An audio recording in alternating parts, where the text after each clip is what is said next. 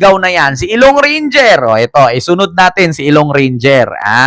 O ngayon, paano natin mapatunayan na ang mga supporter ni Sara ang naglaglag sa kanya kaya siya nakasuhan ng sedisyon ng NBI? Together sa tanong ni Rapi Tulfo. Ito po, panuorin natin si Ilong Ranger, mga kababayan. Hanapin natin si Ilong Ranger Ito po mga kababayan, tarantado kang abogado ka. O ito po mga kababayan, panoorin. Ito na. Atong na asunto si Reyna Mercedes Vice Mayor Harold Respicio mula sa probinsya. Ulitin ko Nahaharap sa patong-patong na asunto si Reyna Mercedes Vice Mayor Harold Respicio mula sa probinsya ng Isabela. Inireklamo siya ng reklamong inciting to sedition, rebellion, unlawful use of means of publication, at unlawful utterances sa National Bureau of Investigation.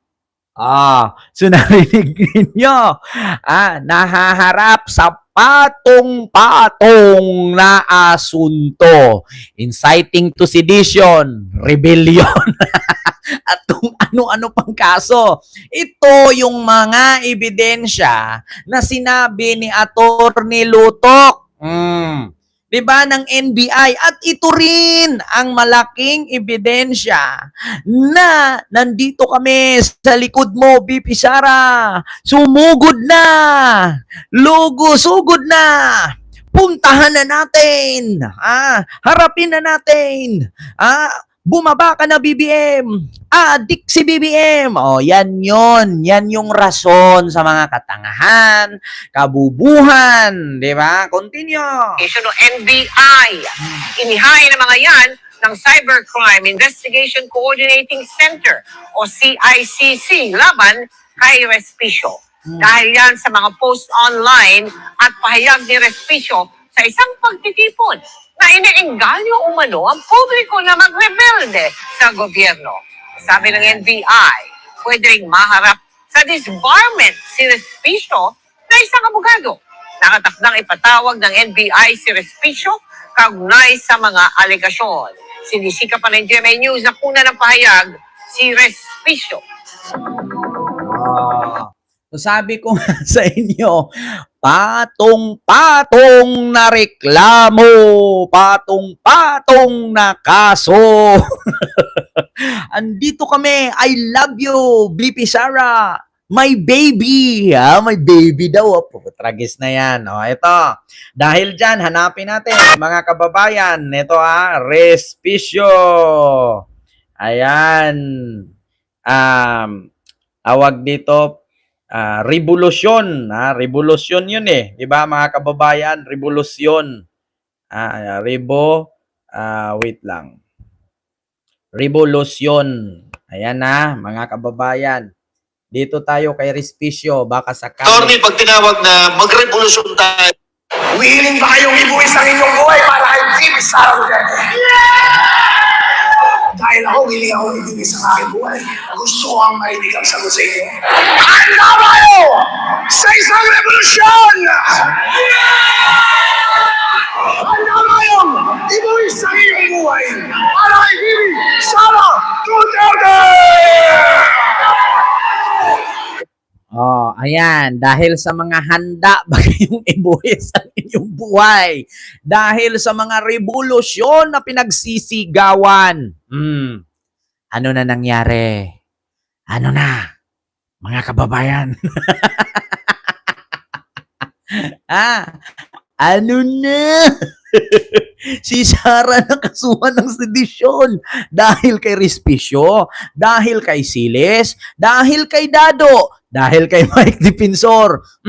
Ngayon, bakit ko nasabi kay Mike Defensor? Si Respicio nagsabi, talo na tayo. Panalo si Marcos. Bakit? Napakulong ang leader natin. Aminado si Respicio, mga kababayan. Inamin ni Respicio, mga kababayan, na ang leader nila ay si Mike Defensor. Utang ina talaga to si Respicio.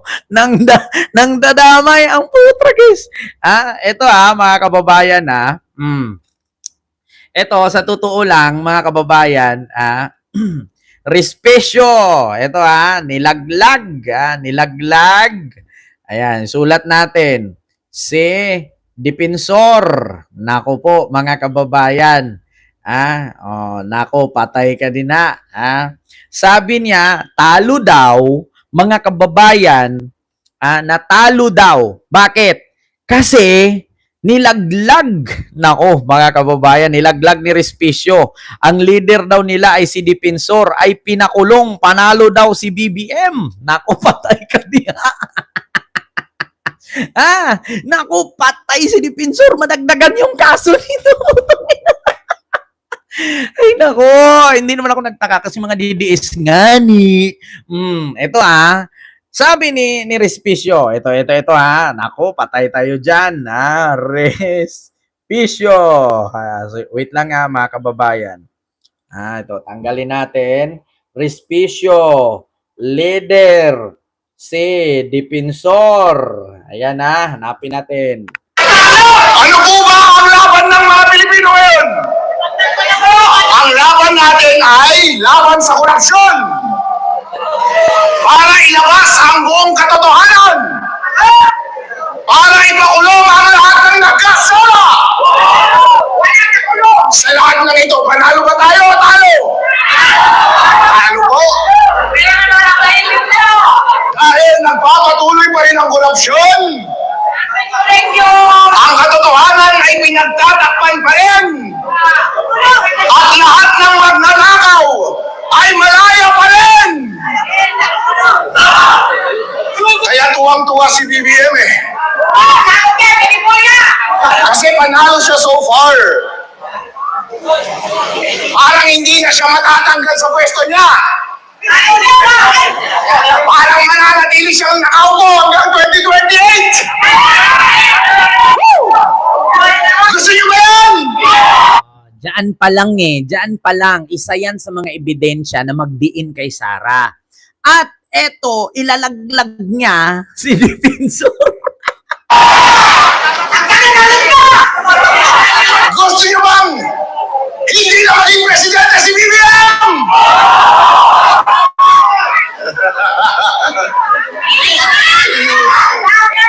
Pero sino ang magpapatuloy ng Blue Ribbon investigation?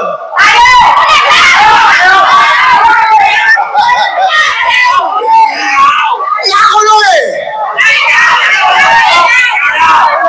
Pinakulong ni the false Messiah, Jesus Christ Remulla. Walang iya ito. Meron din si Mike Defensor. Ang pasimuno! Kahit po, kung wala si Mike Defensor, walang whistleblower. Totoo yan.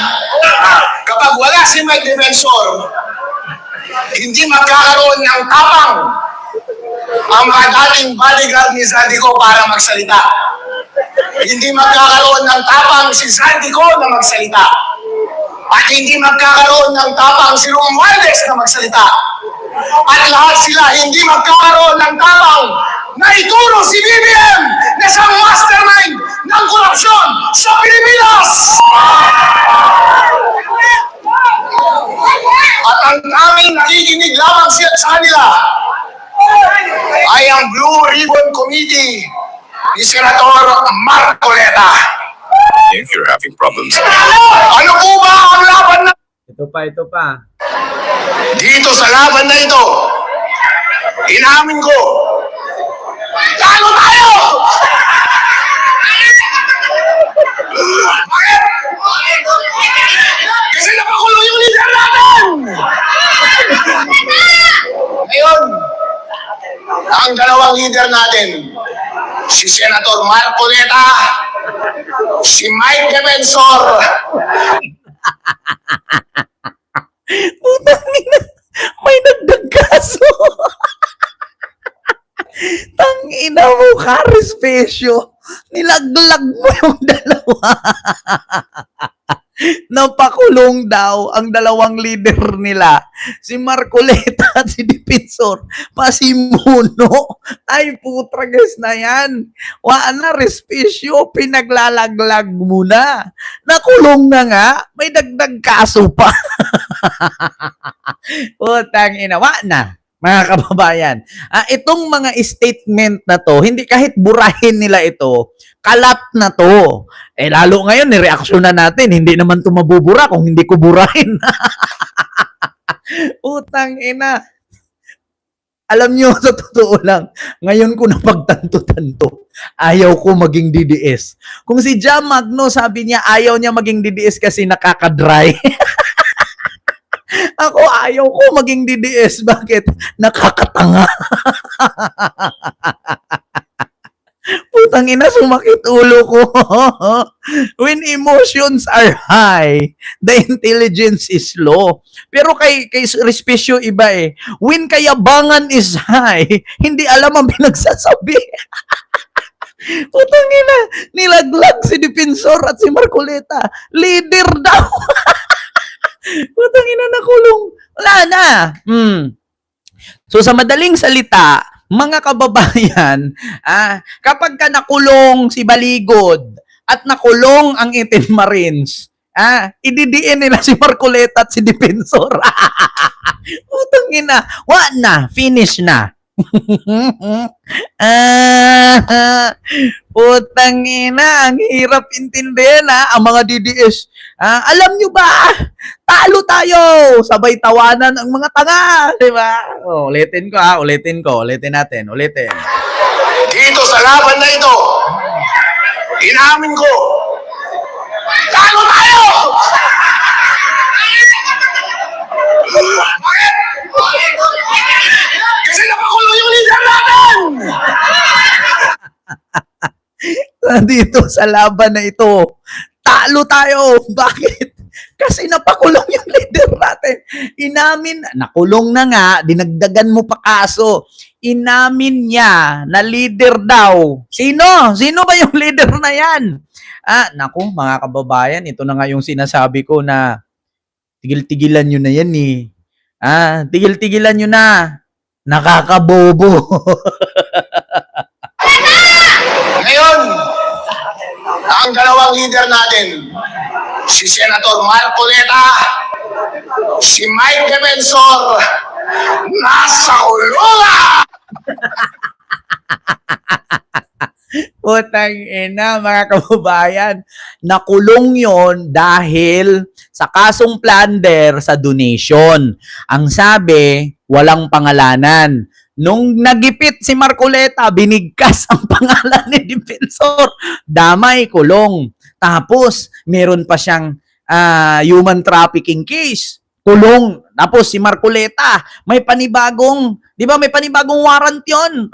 Naku, madagdagan na naman. Putang ina, mga kababayan. Talagang mauubos sila nito. Ay, nako. Tapos, si Ilong Ranger, eto na nga, mga kababayan, patong-patong din yung kaso dahil sa pagsisigaw-sigaw niya, ready na ba kayo? Lusubin ng Malacanang! Na, diha naman dayon na nagbinugo man. Ginawa mang tanga ang mga yung mga DDS naman na tanga-tanga, tumatawa lang din. Ayan na nga, mga kababayan, bubungani.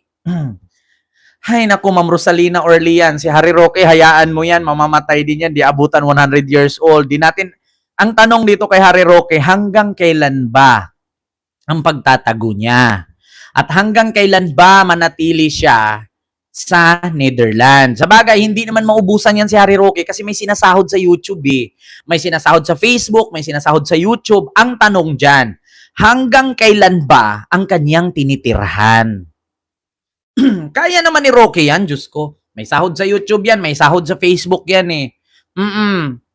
Hanggat tulungan siya dyan, andyan pa rin siya.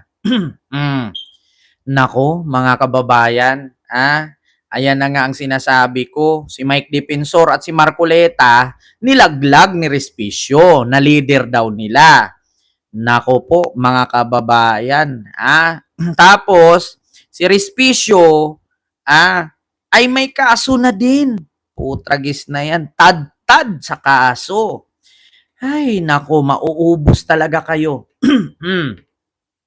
Bukod dyan, mga kababayan, gusto nyo bang ipagpatuloy natin? Narinig nyo naman yung kay Respicio. Kinasuhan. Tapos, si Respicio, nilaglag si Dipensor at si Marcoleta. Every woman- Saan ba yun? Willing tayong mamatay! Yun. Mamatay na tayong lahat!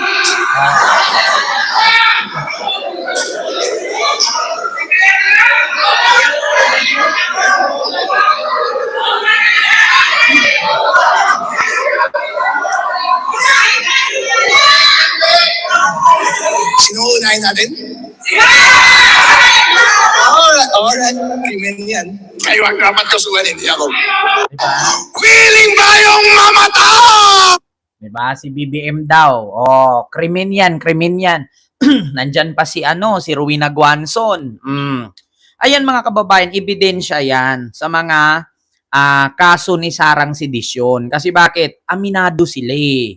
Supporter sila ni Sara. Aminado sila na sinuportahan nila si Sara. At aminado sila sa mga sinasabi nila na si BBM resign, BBM bangag, lusubin ang Malacanang, sugurin ang Malacanang. Tapos nagsasalita pa yung iilan na ang leader daw nila si ganito, leader nila si ganyan. Wala na. 'Di ba?